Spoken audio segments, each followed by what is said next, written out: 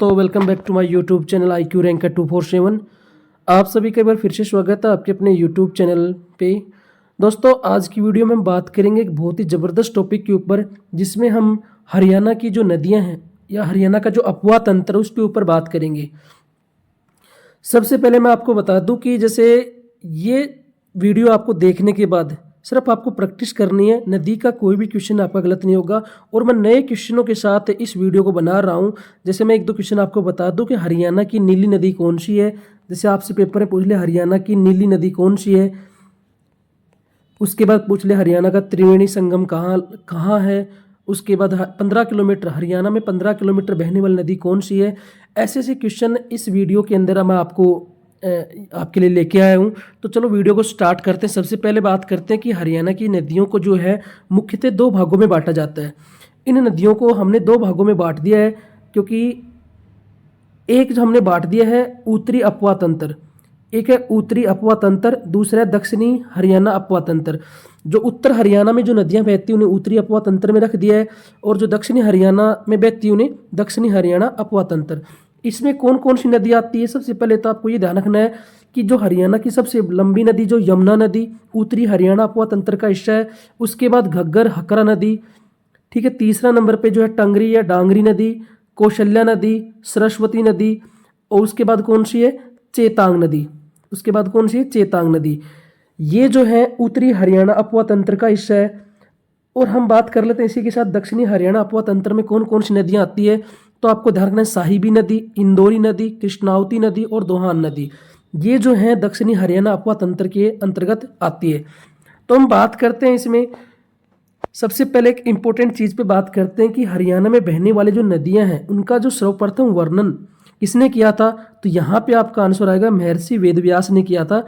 हरियाणा में बहने वाली नदियों का सर्वप्रथम वर्णन किसने किया था? महर्षि वेदव्यास ने। इन्होंने लिखा था कि इन्होंने बताया 9 नदियों का वर्णन किया था और 7 जंगलों के बीच बहती थी नदियां। और इन्होंने किस पुराण में किया? ये चीज जो है वामन पुराण में इनका जिक्र किया गया है। तो यहाँ से एक इंपॉर्टेंट क्वेश्चन बन जाता है कि वामन पुराण में हरियाणा की नदियों का जिक्र है, महर्षि वेदव्यास ने किया था। अब स्टार्ट करते हैं हम हरियाणा उत्तरी हरियाणा अपवाह तंत्र को। इसमें कौन कौन सी नदियां हैं मैंने आपको बता दी पहले। सबसे पहली नदी पे बात करते हैं, कौन सी? यमुना नदी। सबसे पहले हम बात करते हैं यमुना नदी के ऊपर। यमुना नदी से अंतर्गत जो भी क्वेश्चन बनेंगे भाई, उन सब क्वेश्चनों पे बात करेंगे। और आप देखना इस वीडियो में आपको नए क्वेश्चन जरूर मिलेंगे, मतलब ऐसी ऐसी चीजें मिलेंगी जो आपने पहले नहीं पढ़ रखी हैं। तो सबसे पहले बात करते हैं कि उद्गम स्थान जो है यमुना नदी जो है ये उत्तराखंड से निकलती। पहला पॉइंट तो ये उत्तराखंड के गढ़वाल क्षेत्र से निकलती। दूसरा क्वेश्चन ये बन गया, आपसे पूछ ले कि किस ग्लेशियर से निकलती है, तो सबको याद है कि ये जो है यमुनोत्री ग्लेशियर से निकलती है। 3 क्वेश्चन यहाँ पे बन गए। उत्तराखंड से निकलती है, गढ़वाल क्षेत्र से निकलती है, यमुनोत्री ग्लेशियर से निकलती है। अब प्रश्न आता है, अगर एक पेपर में पूछ ले किस पर्वत से निकलती है, तो यहाँ पे आपको ध्यान रखना है कालिंद पर्वत से। कौन सा पर्वत है? कालिंद पर्वत से निकलती है। और इस पर्वत पे जो जमने वाली बर्फ है उसे बोलते हैं चंपासर। क्या बोलते हैं? चंपासर। अब अगर पूछ ले कौन सी चोटी से निकलती है, तो चोटी है बंदरपूछ। देखो उत्तराखंड है, उत्तराखंड का गढ़वाल क्षेत्र है, उसमें वहां पे यमुनोत्री ग्लेशियर के ऊपर एक पर्वत है, ठीक है, कालिंद पर्वत। और उस पर्वत पे जमने वाली बर्फ को क्या कहते हैं? चंपासर कहते हैं। और चोटी कभी पूछ ले तो आपको बताना बंदरपूछ चोटी से। यहां तक मेरे हिसाब से आपको चीजें क्लियर हो गई होगी। आगे बात करते हैं।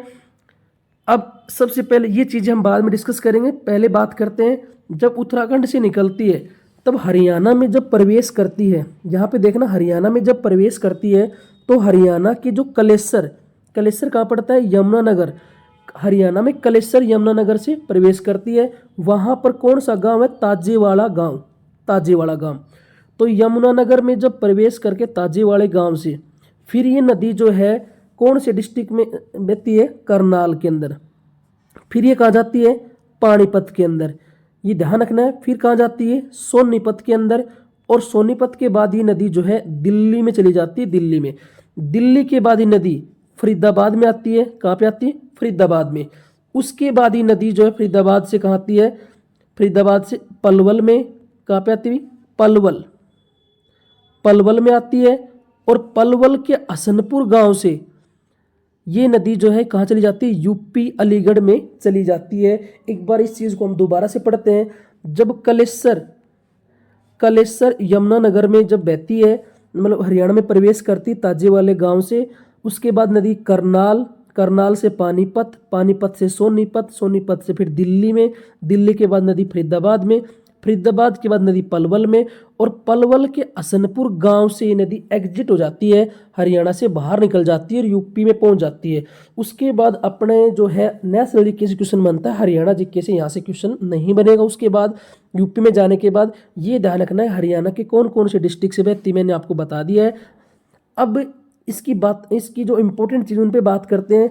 यह एक ऋग्वेदिक कालीन नदी है, ऋग्वेद में इसका जिक्र है, और कितनी बार इसका जिक्र मिलता है, 3 बार।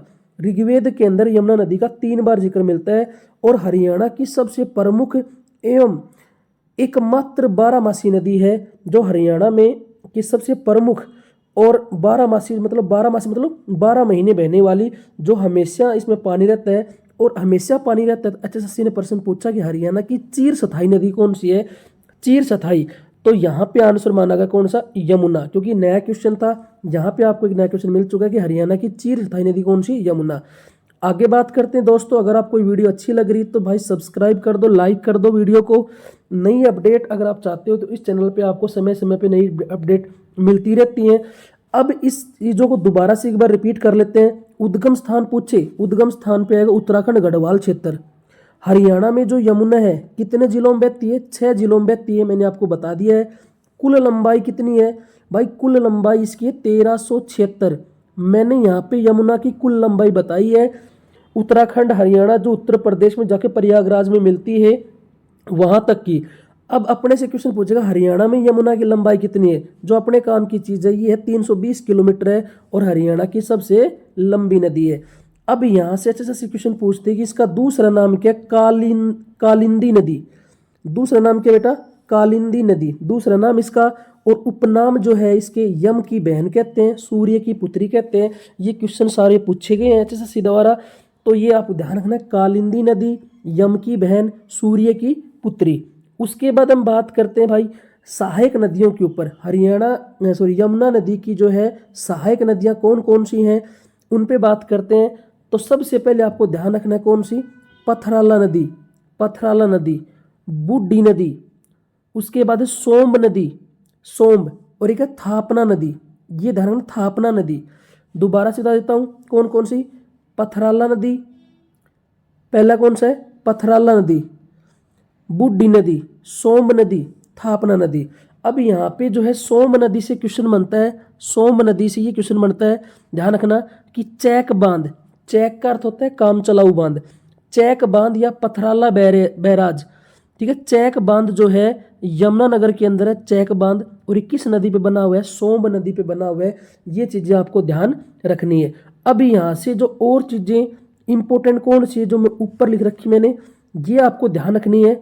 एक बार देखो, यमुना नदी, पथराला नदी और सोम्ब नदी, ये हरियाणा में जहाँ पे मिलती है उन्हें त्रिवेणी संगम कहा जाता है। और त्रिवेणी संगम कहाँ बनता है, ये दादूपुर हेड में, दादूपुर हेड, ये कहाँ पे है, यमुनानगर के अंदर त्रिवेणी संगम, दादूपुर हेड, यमुनानगर में।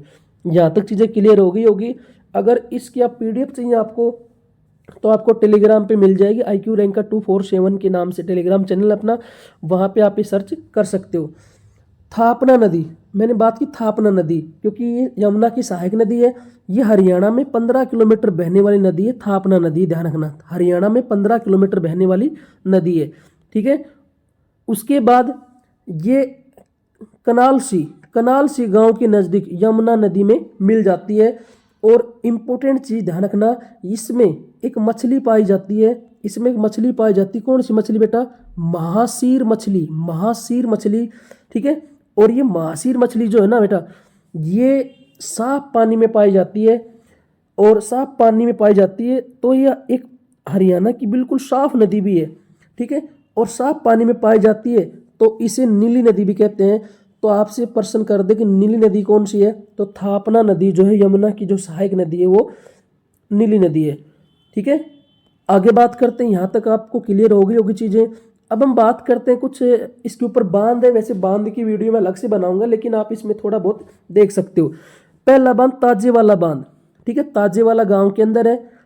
इस ताजेवाला गांव यमुनानगर का गांव है, हिडन पैराडाइज ऑफ हरियाणा कहते हैं, ये छुपा हुआ स्वर्ग है, ठीक है, हरियाणा का ताजेवाला गांव। इस बांध का जो निर्माण है, ध्यान रखना, 1873 के अंदर इसका निर्माण जो है शुरू हुआ था। उसके बाद 1970 में बंसीलाल के समय बांध बदलने की योजना शुरू हुई। 1970 में क्या शुरू हुआ, बांध बदलने की योजना शुरू हुई। तो 1994 में उसके बाद बंसीलाल के समय बांध की जगह इसको क्या बना दिया गया था, बैराज बना दिया गया था। इस ताजेवाला बांध को क्या बना दिया बंसीलाल सरकार में, बैराज। और इस बैराज का नाम क्या निकाल दे बेटा, हथनी कुंड बैराज। इस हथनी कुंड बैराज को मछुआरों का स्वर्ग स्थान कहते हैं। यहाँ तक आपको चीजें ध्यान रखनी है। और इस हथनी कुंड बैराज का निर्माण कार्य शुरू हुआ था 1996 में। निर्माण कार्य समाप्त कब हुआ था, 1999 में। और सबसे पहले इसमें पानी छोड़ा गया था 2002 के अंदर, मतलब इसने अपना काम शुरू किया 2002 के अंदर। तो मेरे हिसाब से यमुना नदी में ये चीज़ें, ये क्वेश्चन बनते हैं। अब हम नेक्स्ट नदी की बात करते हैं, बहुत ही इंटरेस्टिंग तरीके से देखो चीज़ को, कि घग्गर हकरा नदी। दूसरी नदी कौन सी भाई, घग्गर हकरा नदी। अब हम बात करते हैं, ध्यान से देखना एक बार, ये जो मैंने बना रखी ये शिवालिक की पहाड़ियाँ, शिवालिक की पहाड़ियाँ, ठीक है। और शिवालिक की पहाड़ियों के अंदर एक डागसाई पर्वत है। डागसाई जगह है, सोलन जिला हिमाचल प्रदेश में। ये डागसाई की जो ऊंचाई है वो 1927 मीटर है। कितनी, 1927 मीटर मैंने यहाँ पे लिख रखा है। ये डागसाई की पहाड़ियों से निकलने के बाद ये नदी जो है हरियाणा में प्रवेश करती कालका से। कहाँ से प्रवेश करती बेटा, कालका से, ठीक है। अब ध्यान से समझना इस चीज को, कालका से प्रवेश करने के बाद ये नदी दोबारा से पंजाब में जाती है। कहाँ पे जाती है, पंजाब में। मैं यहाँ समझा देता हूँ कि हरियाणा में प्रवेश की कहाँ पे, कालका में। कालका से नदी दोबारा से कहाँ गई, पंजाब के अंदर गई। पंजाब के बाद नदी फिर आती अम्बाड़ा के अंदर। कहाँ पे आती, अम्बाड़ा के अंदर। मैंने यहाँ दिखा रखी चीजें। अम्बाड़ा में जाने के बाद नदी दोबारा से फिर पंजाब में जाती है, ठीक है। और फिर ये आती कहाँ पे, कैथल के अंदर, कैथल में। कैथल में जाने के बाद फिर दोबारा से पंजाब में जाती है। और फिर कहाँ आती है, फतेहाबाद के अंदर आती है, फतेहाबाद, ठीक है। और फतेहाबाद के बाद ये नदी जो है हरियाणा के सिरसा जिले में आती है। और सिरसा जिले में जो रानिया जगह है वहाँ पे गांव है ओट्टू गांव। कौन सा गांव है, ओट्टू गांव है। इस ओट्टू गांव में इसका मैक्सिमम पानी जो है स्टोर कर लिया जाता है। उसके बाद ये नदी जो है कहाँ चली जाती है, ये राजस्थान में हनुमानगढ़ में चली जाती है, हनुमानगढ़ में। और हनुमानगढ़ में इस पे एक झील भी है। उस झील का नाम क्या बेटा, उस झील का नाम है तलवाड़ा झील, तलवाड़ा झील, ठीक है। उसके बाद ही नदी जो है विलुप्त हो जाती है, विलुप्त हो जाती है, ठीक है। मतलब एक प्रकार से ये खत्म हो जाती है, क्योंकि मैक्सिमम पानी जो है इसका सिरसा के ओट्टू गांव में स्टोर कर लिया जाता है। अब मैं बात कर रहा हूँ जब ये नदी में ज़्यादा पानी रहा करता था, ठीक है, उसके बाद ये नदी कहाँ जाती थी, ठीक है। अभी तो विलुप्त हो जाती है, लेकिन जब इसमें पानी ज़्यादा रहा करता था तब ये कहाँ, अब उसके बाद ये राजस्थान में बहने के बाद ये राजस्थान का लास्ट पॉइंट है अनूपगढ़। अनूपगढ़ से नदी पाकिस्तान में प्रवेश करती थी, पाकिस्तान के सिंध प्रांत में। और सिंध प्रांत में इस नदी को हकरा नदी क्या बोलते थे, हकरा नदी, या इसे बोलते थे नारा नदी। एक मिनट सॉरी, हकरा नदी या इसे बोलते थे नारा नदी। हकरा नदी या नारा नदी इसको बोलते थे। आगे बात करते हैं हम, यहाँ तक चीज़ें आपको समझ में आ गई होगी। अब हम बात करते हैं ये इसकी इंपॉर्टेंट चीज़ों के ऊपर, इसमें कौन कौन से इंपॉर्टेंट क्वेश्चन बनते हैं। तो सबसे पहला इंपॉर्टेंट क्वेश्चन ध्यान रखना, हरियाणा की दूसरी महत्वपूर्ण और दूसरी सबसे लंबी नदी है कौन सी, ये घग्गर हकरा नदी जो है ये हरियाणा की दूसरी सबसे लंबी नदी है, ठीक है। उसके बाद शिवालिक के क्षेत्र से निकलने वाली सबसे लंबी नदी है, क्योंकि जो यमुना है वो शिवालिक क्षेत्र से नहीं निकलती है, ठीक है। तो शिवालिक क्षेत्र से निकलने वाली सबसे लंबी नदी है, सबसे महत्वपूर्ण मौसमी नदी है, ध्यान रखना। अब इसके उद्गम स्थान पे मैंने वैसे बता दिया, लेकिन एक बार दोबारा से देख लेते हैं। पहला पॉइंट जो आपको ध्यान रखना है इसका, एक मिनट को, हाँ देखो यहाँ से देखो, उद्गम स्थान शिवालिक की पहाड़ी, हिमाचल प्रदेश, सोलन जिला, डागसाई क्षेत्र जो डागसाई पहाड़ियों से। हरियाणा में सबसे पहले प्रवेश कहाँ करती? कालका। कालका ऑप्शन में ना मिले तो भाई पिंजौर मिलेगा, पिंजौर पंचकुला। ठीक है, पंचकुला के बाद ये मैंने बताया था हरियाणा की बात करें तो अंबाला, कैथल, फतेहाबाद, सिरसा और फिर कहाँ चली जाती है दोस्तों? ये बेटा उसके बाद जो है राजस्थान में चली जाती है। इस नदी को पाकिस्तान में क्या कहते थे? हकरा या हकड़ा या नारा नदी कहते थे। ठीक है, अब आपसे क्वेश्चन करेगा घग्गर नदी जो है किस नदी तंत्र का हिस्सा है? तो आपको ध्यान रखना है, देखो यमुना नदी पूछ ले किस नदी तंत्र का हिस्सा है, तो यमुना नदी जो है गंगा नदी में जाके मिलती है, तो गंगा नदी तंत्र का हिस्सा है। लेकिन जो घग्गर नदी है मैंने आपको बताया ये जो है इधर पंजाब वाले इलाके में आ रही थी, तो ये जो है और पंजाब वाले इलाके में सतलुज नदियां जो बहती हैं, व्यास, रावी हो गई, वो सिंधु नदी तंत्र का हिस्सा है। और सिंधु नदी तंत्र का पंजाब में बहने वाली नदियां, तो घग्गर नदी भी जो है भाई कौन सी नदी तंत्र का हिस्सा है? सिंधु नदी तंत्र का हिस्सा है। आगे बात करते हैं इसमें और इंपॉर्टेंट क्वेश्चन कौन से बनते हैं? ओट्टू बांध बहुत बार पूछा हुआ है, वीरराज बांध, ठीक है, या धनुर झील। ठीक है, घग्गर हकरा नदी पे है। इसका ओट्टू बांध का निर्माण 1896 में हुआ था। 2002 में यहाँ पर चौधरी देवीलाल पर्यटक परिसर भी बनाया गया था। ठीक है, उसके बाद हकरा संस्कृति के अवशेष जो हैं इसी नदी के किनारे मिले हैं, घग्गर नदी के किनारे। हरियाणा की सबसे प्रदूषित नदी, ध्यान रखना, ये घग्गर हकरा नदी। और घग्गर नदी के द्वारा निर्मित बाढ़ के मैदानों को क्या बोलते हैं? नैली। घग्गर नदी द्वारा निर्मित बाढ़ के मैदानों को बेटा नैली बोलते हैं, नैली। और आपको पता है मारकंडा द्वारा बनाए बाढ़ के मैदानों को बेट बोलते हैं, जो अगली मतलब इस वीडियो में बात करेंगे आगे चल के। तो यहाँ तक मेरे हिसाब से चीज़ें आपकी क्लियर हो गई। एक बार मैं दोबारा से बता देता हूँ मैप को। देखो शिवालिक क्षेत्र से निकलने के बाद ही नदी जो है शिवालिक क्षेत्र से निकलती डागसाई सोलन से 1927 मीटर से, फिर ये कालका में प्रवेश करती। कालका के बाद ये नदी पंजाब में जाती है। पंजाब के बाद नदी जो है अंबाला में आती है। अंबाला के बाद फिर पंजाब में जाती है, फिर कैथल में आती है। कैथल बाद फिर पंजाब में जाती है, फिर फतेहाबाद में जाती है। सिरसा में ओट्टू गांव में मैक्सिमम पानी इसका स्टोर कर लिया जाता है। फिर ये नदी जो है हनुमानगढ़ में चली जाती है। और यहाँ पर एक झील है तलवाड़ा झील जो है हनुमानगढ़ में। फिर ये नदी विलुप्त हो जाती है अभी वर्तमान स्थिति के अनुसार। आगे हम बात करते हैं इसकी लंबाई के ऊपर। इसकी लंबाई कितनी है? तो इसकी कुल लंबाई की बात करें तो 1008 किलोमीटर। भाई एक बार मैं दोबारा से आपको बता दूं, 1008 किलोमीटर ये शुरुआत से बताई जब ये पाकिस्तान में जाती थी तब से। ठीक है, हरियाणा में लंबाई की बात करें तो हरियाणा में मात्र 241 किलोमीटर नदी बहती है। ठीक है, अब हम बात करते हैं इसकी सहायक नदियों पे। इसकी सहायक नदियां कौन कौन सी? झाझरा नदी, ठीक है, इसकी सहायक नदी है।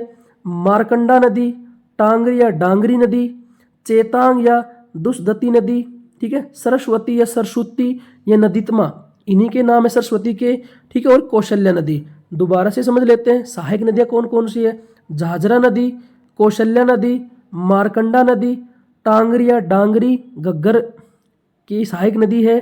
ठीक है, घग्गर हकरा की, चेतांग नदी, सरस्वती नदी या सरस्वती, सरस्वती क्या बोलते हैं? सरस्वती, और इसी क्या बोलते हैं? नदीतमा।